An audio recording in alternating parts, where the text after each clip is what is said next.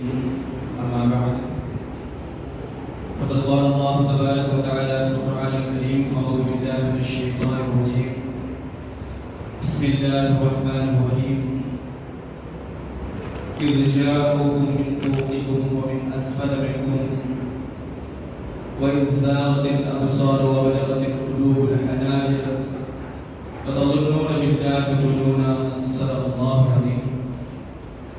وقال نبينا محمد رسول الله صلى الله عليه وسلم سلمان منا أهل البيت صدق رسول الله صلى الله عليه وسلم. سبحانك لا علم لنا إلا ما علمتنا إنك أنت العليم الحكيم. رب اشرح لي صدري ويسر لي أمري واحلل عقدة من لساني يفقهوا قولي. சங்கீதம் மிகுந்த மேன்மைக்குரிய அல்லாஹ் தஆலாவுடைய நல்லடியார்களே, அல்லாஹ்வுடைய மாபெரும் கிருபையினால் இரண்டாவது நாள் தராவீஹுடைய தொழுகையை நிறைவேற்றியவர்களாக நாம் அமர்ந்திருக்கிறோம். அல்லாஹ் தஆலா நம்முடைய நோன்புகளையும் நம்முடைய தொழுகைகள் வணக்கங்கள் அனைத்தையும் அல்லாஹ் தஆலா கபூல் செய்வானாக. ஆமீன். சங்கீதங்களே, இன்றைய தினம் நாம் பார்க்க இருக்கக்கூடிய சஹாபியுடைய வரலாறு, அவருடைய பெயரை சொன்னாலே நமக்கெல்லாம் ஒரு விதமான மகிழ்ச்சி, ஒரு விதமான சந்தோஷம் ஏற்படக்கூடிய ஒரு பெயர்.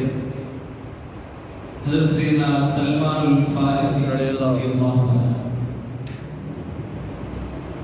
இந்த பெயரை கேட்கும் பொழுது இவர்களை பற்றி சில விஷயங்கள் கேள்விப்பட்டவர்கள், அறிந்தவர்கள், அவர்களுக்கு வரக்கூடிய சந்தோஷத்திற்கு மகிழ்ச்சி காணுவார்கள். காரணம் என்னவென்றால், இந்த பெயர் சல்மான் என்கிற பெயர் கண்மணி முஹம்மது ரசூலுல்லாஹி ஸல்லல்லாஹு அலைஹி வஸல்லம் அவர்கள் அந்த சஹாபிக்கு பெயர் வச்சதே ரசூலுல்லாஹி ஸல்லல்லாஹு அலைஹி வஸல்லம். அவர்களுடைய வாழ்க்கை வரலாற்று ஆசிரியர்கள் எழுதும் பொழுது அவர்களுடைய பெயர் ரௌசபா என்பதாக அவருடைய பெயர் பதிவு செய்யப்பட்டிருக்கிறது. அவர்கள் மதீனாவிற்கு வந்த பிறகு ரசூலுல்லாஹி ஸல்லல்லாஹு அலைஹி வஸல்லம் அவர்கள் சல்மான் என்பதாக அவர்களுக்கு பெயரை மாற்றுகிறார். நாம் அடிக்கடி சொல்வதுண்டு சல்மானுல் ஃபாரிஸி என்பதாக.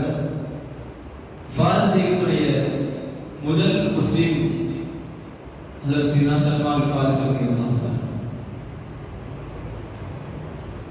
அதாவது ரோமன் எம்பையர், பர்ஷியன் எம்பையர் அப்படின்னு சொல்றாங்க இல்லையா?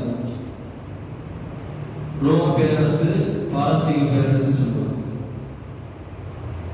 அப்படி பாரசீகத்தில் இருந்தவர்கள் ரசூலுல்லாஹி ஸல்லல்லாஹு அலைஹி வஸல்லம் அவர்களை சந்தித்த விதத்தை நாம் படிக்கும் பொழுது நமக்கு ஒன்று ஞாபகத்திற்கு வரும். சில நேரங்களில் நம்முடைய மனதில் தோன்றுவதுண்டு, நம்முடைய வாழ்க்கை எதை நோக்கி போயிட்டு இருக்குது, பின்னாடி நம்ம என்ன ஆக போறோம், நம்முடைய வாழ்க்கை பயணம் எதை நோக்கி போகுது அப்படின்னு சொல்லி நமக்கு சில சந்தேகங்கள் வரும், சில தளர்வுகள் வரும். அவர்களுடைய அப்படி யாருக்கு அந்த தளர்வுகள் வருகிறதோ அவர்கள் சையதுனா சல்மானுல் ஃபாரிஸி ரலியல்லாஹு வாழ்க்கை வரலாறை எடுத்து படிச்சா அவர்களுக்கு ஒரு நிம்மதியும் ஒரு சந்தோஷம் கிடைக்கும். காரணம் என்ன அப்படின்னா, இவர்களை பொறுத்தவரையில் இவருடைய வீட்டில் இவர்கள் ஒரே மகன், இவருடைய தந்தைக்கு ஒரே மகன். ஆரம்பத்தில் இவர்கள் இருந்த மதம் மஜூசி, அதாவது நெருப்பு வணங்குற மதத்தில் இருந்தாங்க. அவருடைய தந்தைக்கு எவ்வளவு நெருக்கமாக இருந்தாங்க அப்படின்னா, அவருடைய தந்தை அவருடைய வீட்டை விட்டு கூட வெளியே அனுப்ப மாட்டாங்க, வீட்டிலே வச்சிருப்பாங்க. காரணம், அவங்கள பார்த்துக்கிட்டே இருக்கணும் அப்படிங்கிறதுக்காக. ஆனால் அவர்கள் அப்படி இருந்த நிலையை தாண்டி ரசூலுல்லாஹி ஸல்லல்லாஹு அலைஹி வஸல்லம் அவர்களை மதீனாவில் வந்து சந்தித்த நிகழ்வை அவர்களிடத்தில் கேட்கும் பொழுது சையதுனா இப்னு அப்பாஸ் ரலியல்லாஹு தஆலா அவர்கள் சொல்கிறார்கள், நான் ஒரு முறை சல்மானுல் ஃபாரிஸி ரலியல்லாஹு அன்ஹு கேட்டேன், நீங்க பாரசீகத்துல இருந்து எப்படி நீங்க இங்கே வந்தீங்க? அப்படி கேட்கும்போது அவர்கள் சொன்னார்கள், ஒரு முறை என்னுடைய தந்தை எப்பவுமே வெளியே அனுப்ப மாட்டாங்க, வீட்டை விட்டு கூட வெளியே அனுப்ப மாட்டாங்க. ஒரு நாள் பக்கத்தில் இருக்கக்கூடிய ஊருக்கு, ஷாம் தேசத்திற்கு ஒரு வேலையாக என்னை அனுப்பி வைக்கிறார்கள். அந்த மஜூசியர், அதாவது நெருப்பு வணங்குற மதத்தில் அவங்க எந்த அளவுக்கு இருந்தாங்க அப்படின்னா, அந்த நெருப்பு அணைய விடக்கூடாது அப்படிங்கிறது தான் அவங்களுடைய மத வழக்கமே. அந்த நெருப்பை மூட்டுவதற்கு என்னுடைய தந்தை என்ன அனுப்புவாங்க. இப்படி அணையாத தீபம் என்று சொல்லக்கூடிய அந்த நெருப்பை அணைய விடக்கூடாது, அது எனக்கும் பொறுப்பாக இருந்தது. அப்படி இருந்த நான் ஷாம் தேசத்துக்கு நான் போகிற வழியில் ஒரு கிறிஸ்தவர்களுடைய ஆலயத்தை நான் பார்த்தேன். அந்த ஆலயத்திற்கு ஒரு சத்தம் வருது. அவங்க வணங்குற வணக்கம் இருக்கு இல்லையா, அந்த சத்தம் வந்து இருக்குதுன்னா எனக்கு புதுமையா இருந்தது. நான் என்ன போய் பார்க்க போனேன். அப்ப எனக்கு தோணுச்சு, நம்ம வணங்குற இந்த வணக்கத்தை விட இது சிறந்ததாக இருக்கு. அந்த வணக்கத்தை பார்த்து அவர்களிடத்தில் நான் பழகி திரும்பி வீட்டுக்கு வந்ததற்கு பிறகு நான் இந்த விஷயத்தை என்னுடைய தந்தையிட்ட சொன்னேன். எப்ப நான் மதம் மாறி போயிடணும் பயந்து என்னுடைய தந்தை என்னை இன்னும் கட்டுப்பாடோட வீட்டோட உள்ள வச்சிருந்தாங்க. அப்ப நான் ஒரு கடிதம் எழுதி அந்த ஷாம் தேசத்தில் இருக்கக்கூடிய அந்த ஆலயத்துக்கு நான் கடிதம் அனுப்பினேன்.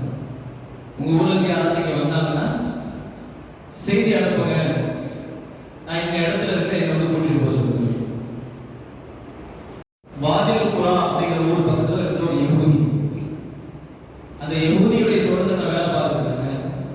அங்கிருந்தும் நான் வாங்கப்பட்டு, அதாவது இவ்வளவு பேர் என்ன காசு கொடுத்து வாங்கி ஒவ்வொரு வேலையும் சொல்லணும்னு எனக்கு ரொம்ப கஷ்டமா இருந்தது. அப்படி இருக்கும் பொழுது இப்ப கடைசி இன்னொரு ஆள் வாங்குறாரா அப்படின்னு நான் ரொம்ப தோணப்பட்டேன். சரி, இவர் வாங்கி வேலைக்கு போயிருவாரு கூடாது, நம்ம தேடி வந்திருக்கிறது எங்க அரபு தேசத்தை தனக்கு கடைசி நபியை நம்ம பார்க்கணும்னு வந்திருக்கிறோம். இப்ப இவர் வேலை வாங்குறாரு, இவர் எங்க கூட்டி போய் விடுவாரு கேள்வி அப்படின்னு சொல்றாங்க. இவர் வாங்கிட்டு போறாரு, என் கைகாலெல்லாம் கட்டி கூட்டிட்டு போறாரு. அப்படி கூட்டிட்டு போகும்பொழுது போகிற வழியில் பேரித்தம்பழ தோட்டங்களை பார்த்தேன். அங்கிருந்த ஒரு காத்து வீசுது. அந்த காத்து வீசும் பொழுது எனக்கு ஒரு மகிழ்ச்சி. கொஞ்சம் தூரம் உள்ள போக போக கடைசியா என்ன அனுப்புற ஃபாதர் இருந்தார் இல்லையா, அவர் சில அடையாளங்களை சொல்லி அனுப்புறாரு. கடைசி நபி எங்க வருவாங்க, அந்த கடைசி நபிக்கான அடையாளம் என்ன என்று சில விஷயங்களை சொல்லி அனுப்புறாரு. அதுல ஒண்ணு, பேரித்தம்பழ தோட்டங்கள் நிறைந்த ஒரு ஊர்ல இருப்பாங்க. அந்த பேரித்தம்பழ தோட்டத்தை நான் பார்த்தேன். இதை பார்க்கும்போது எனக்கு சந்தோஷம் ஏற்பட்டது. பின்னாட்களில் ரசூலுல்லாஹி ஸல்லல்லாஹு அலைஹி வஸல்லம் அவர்கள் வரக்கூடிய செய்தியை நான் கேட்டேன். ரசூலுல்லாஹி ஸல்லல்லாஹு அலைஹி வஸல்லம் அவர்களை சோதிச்சு பார்க்கறதுக்காக, இவங்க தான் அந்த கடைசி நபியா சோதிச்சு பார்க்கறதுக்காக வேண்டி மக்காவிலிருந்து ரசூலுல்லாஹி ஸல்லல்லாஹு அலைஹி வஸல்லம் அவர்கள் மதீனாவுக்கு வருவதற்கு முன்னால் மஸ்ஜிதுல் குபால தங்கியிருந்தாங்க.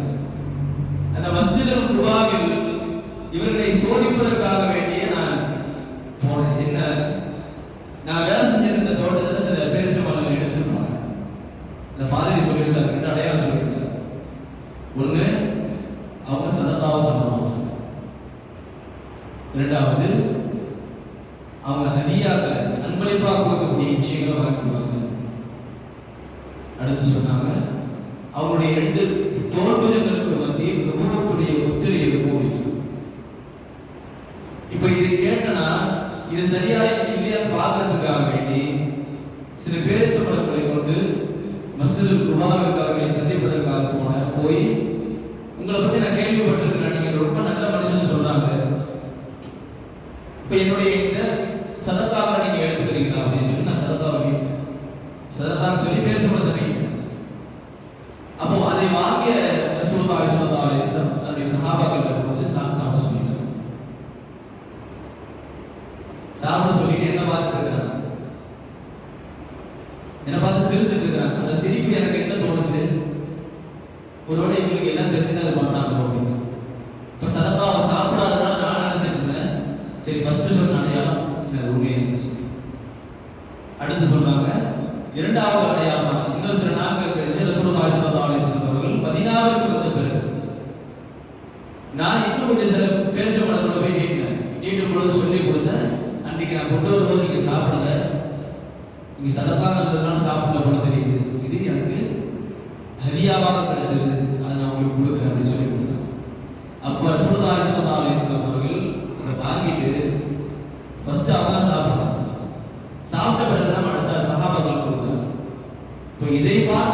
முடிவு செஞ்சேன், அந்த பாதிரி சொன்னது இவங்கள்ட்ட இருக்குது. அடுத்து மூன்றாவதாக அந்த நபுவத்துடைய முத்திரையை நான் பார்க்க நினைச்சேன். அந்த நபுவத்துடைய முத்திரையை நான் பார்க்க நாடும் பொழுது அவங்க எங்க இருந்தாங்க அப்படின்னா, ரசூலுல்லாஹி ஸல்லல்லாஹு அலைஹி வஸல்லம் அவர்கள் ஜன்னத்துல் பகீ ஒருத்தவங்க வஃபாத்தா இருக்கிறாங்க, அவர்களை அடக்கம் செய்வதற்கான வேலைகள் நடந்து கொண்டிருக்கிறது. நான் பார்க்கலாம், இப்பயாச்சும் பார்த்துலாம் சொல்லி பின்னாடியே போறேன். மேல 2 துண்டு போட்டுருக்காங்க சொல்லுவாங்க. இப்ப நான் என்ன பண்றது? போட்டு மூடி இருக்காங்களே, நான் போய் கேட்கவும் முடியாது. போய் கேட்டுட்டீங்கன்னா அதான் அப்படின்னா சோதிச்சு பார்த்த மாதிரி ஆயிருக்கு. அதனால நான் கேட்கக்கூடாது அப்படிங்கிற ஒரு வைராக்கியத்தில் இருந்தேன். அப்ப அந்த இடத்துல ரசூலுல்லாஹி ஸல்லல்லாஹு அலைஹி வஸல்லம் அவர்கள் ரொம்ப நேரம் அந்த தோல்ல துண்டை போட்டே இருந்தாங்க. கொஞ்ச நேரம் கழிச்சு நேரம் கூப்பிட்டாங்க. நேரம் முன்னாடி போய் என்ன ரசூலுல்லாஹி ஸல்லல்லாஹு அலைஹி வஸல்லம் சொன்னாங்க, நீங்க நிற்க வேண்டிய இடம் முன்னாடி, பின்னாடி போங்க. எனக்கு ஆச்சரியமா இருந்தது. சரி பின்னாடி போன அந்த ஆடைய மேல போட்டிருந்த துண்டை விளக்குனாங்க. நுபுவத்துடைய முத்திரையை நான் பார்த்தேன். அது பார்த்தவுடன் எனக்கு அந்த ஃபாதரி சொன்னது ஞாபகம் வந்தது. அது மட்டும் இல்லை, நான் என்ன நினைச்சிட்டு இருந்தேங்கிறத ரசூலுல்லாஹ் தெரிஞ்சுக்கிறாங்கன்னு நான் பார்த்தேன். நான் எதை பார்க்க வந்திருக்கேன்னு ரசூலுல்லாஹ் தெரியுது. அப்ப அதை பார்த்தவுடன் நான் அந்த முதுகோட ரசூலுல்லாஹி ஸல்லல்லாஹு அலைஹி வஸல்லம் அவர்கள் கட்டி அணைச்சு அந்த நபுவத்துடைய முத்திரை நான் முத்தமிட்டேன். அப்ப அதற்கு அடுத்த ரசூலுல்லாஹி ஸல்லல்லாஹு அலைஹி வஸல்லம் கேட்டாங்க, என்ன விஷயம்? எங்கிருந்து வந்தீங்க? அப்படி கேட்கும் பொழுது இந்த செய்தியை யார் சொன்னாங்க? இப்னு அப்பாஸ் ரலியல்லாஹு அன்ஹு, சல்மான் ஃபாரிஸி ரலியல்லாஹு அன்ஹு சொன்னாங்க. ரசூலுல்லாஹ் என்கிட்ட கேட்டாங்க, நான் இப்ப எப்படி உங்கள்கிட்ட சொல்லிட்டு இருக்கிறோம் அதே மாதிரி நான் ரசூலுல்லாஹ் சொல்லி காட்டியிருக்கிறேன். இது மட்டும் இல்ல, வரலாற்று ஆசிரியர்கள் எழுதுகிறார்கள், எப்பதான் சல்மான் ஃபாரிஸி ரலியல்லாஹு அன்ஹு அவர்கள் இதை சொல்ல ஆரம்பிக்கிறாங்களோ, அந்த அவங்களுடைய வரலாறு சொல்ல ஆரம்பிக்கிறாங்களோ, சின்ன சின்ன குழந்தைகளுடைய கூட்டமா சேர்ந்து அவ்வளவு ஆர்வமா கேட்பாங்க. சரி, இவர்களுக்கான அந்தஸ்து சஹாபாக்கள் எப்படி இருந்தது? சரி, உமர் ஃபாரூக் ரலியல்லாஹு அன்ஹு அவர்கள் எந்த சஹாபிக்கும், குறிப்பாக அவர்களுடைய கவர்னர்களில் எந்த ஒரு கவர்னருக்கும் கொடுக்காத மரியாதை அவங்களுக்கு கொடுத்திருக்காங்க. இவங்க மதாயின்ல கவர்னரா இருந்தாங்க. எப்பதான் மதீனாவுக்கு வர்றாங்களோ, உமர் ரலியல்லாஹு அன்ஹு ஒரு பெரிய சஹாபாக்களுடைய கூட்டத்தை கூட்டுவாங்க. மதீனாவுடைய எண்ணிக்கை போய் வராங்க. அலி ரலியல்லாஹு அன்ஹு சொல்கிறார்கள், இவங்க வஃபாத்தான போது லுக்மான் ஹக்கீம் வஃபாத் ஆகிவிட்டார். லுக்மான் ஹக்கீம் அலைஹிஸ்ஸலாம் அவர்களுடைய பேரை சொல்லி தான் கூப்பிடுவாங்க. யார்? சல்மான் ஃபாரிஸி ரலியல்லாஹு அன்ஹு. அலி ரலியல்லாஹு அன்ஹு எப்படி கூப்பிடுவாங்க? லுக்மான் ஹக்கீம் அப்படின்னு. இப்போ இதை பத்தி சஹாபாக்கள் கேட்கும்போது அவங்க சொன்னாங்க, ரசூலுல்லாஹ்வையும் அவங்க பார்த்திருக்கிறாங்க. இதுக்கு முன்னாடி இருந்த மார்க்கங்கள் என்ன என்பதையும் அவர்கள் முன்னாடி இருந்த இல்மை தெரிஞ்சிருக்கிறாங்க. பின்னாடி வந்த ஷரியத்தையும் அவங்க பார்த்திருக்கிறாங்க. முன்னாடி இருக்கிறது தெரியுது, பின்னாடி இருக்கிறது தெரியுது, இது ஹக்குன்னு தெரியுது அவங்களுக்கு. இப்ப இவ்வளவு ஞானத்தை பெற்றவரை நான் என்ன சொல்றதோட அப்படின்னு அவர்களை புகழ்ந்து சில அலி ரலியல்லாஹு அன்ஹு அவர்கள் பேசிய வார்த்தைகள். அதாவது இவங்களை பத்தி எழுதும்போது ஒரு 10-15 பக்கத்துக்கு எழுதியிருக்கிறாங்க. இவ்வளவு சொல்றதுக்கு நேரம் இல்லை, முடிஞ்ச அளவு நான் சொல்லியிருக்கேன். அவர்களை நேசித்து வாழக்கூடிய தௌஃபீக் அல்லாஹ் நமக்கு தருவானாக. குறிப்பாக ரசூலுல்லாஹி ஸல்லல்லாஹு அலைஹி வஸல்லம் அவர்களுக்கு பிரியமான சஹாபாக்கள்ல ஒரு உன்னத இடத்தை பெற்றவர்கள் சல்மான் ஃபாரிஸி ரலியல்லாஹு அன்ஹு. அவர்களை நம்முடைய உள்ளத்திலும் தாங்கி நடக்கக்கூடிய தௌஃபீக் நமக்கு தருவானாக. அவர்கள் ரசூலுல்லாஹி ஸல்லல்லாஹு அலைஹி வஸல்லம் அவர்களை எந்த விதத்தில் நேசித்தார்களோ அந்த நேசத்தையும் பாசத்தையும் நமக்கும் நசீபாக்குவானாக. நல்ல துஆவை நிறைவு செய்கிறேன்.